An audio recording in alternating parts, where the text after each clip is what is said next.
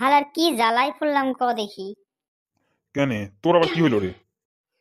আর কোষ না পটলা দা, আমার তো ফেসবুক চলতেছে না, বুঝতে পারতাছি না কি হয়েছে। আরে ঠিকই তো কইছিস, আমারও তো ফেসবুক চলতেছে না। ব্যাপারটা কি হইলো ক দেখি। আরে তোরা কিসের আলোচনা করছিস? এই পটলা দেখ তো তোর ফেসবুকটা চলছে কিনা, আমার তো ফেসবুকটা চলছে না রে। হ্যাঁ রে, আমারটাও চলছিল না, তারপরে আমি একটু চারিদিকে খোঁজ খবর নিলাম। তো আসল কারণটা আমি জানতে পেরেছি কেন ফেসবুক সবার বন্ধ হয়ে গেছে।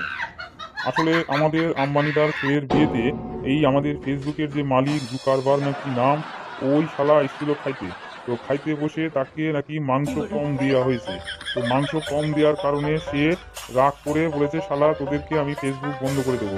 তাই হুমকি দেওয়ার সঙ্গে সঙ্গেই সে ফোন করে আমেরিকাতে, আর আমেরিকা থেকে সঙ্গে সঙ্গে এই ফেসবুক বন্ধ করে দেয়। আরে বলিস কি পটলা, এ তো সাংঘাতিক ব্যাপার রে। ফেসবুক ছাড়া কি করে চলবে বলতো? আরে আমি তো একটা স্ট্যাটাস দিয়েছি, আমার বুঝতে পারতেছি না আমার গার্লফ্রেন্ড দেখলো কি দেখলো না, কোনো কমেন্ট হচ্ছে না। আমি তারপরে দেখি আমার ফেসবুক পুরো উড়ে গেছে।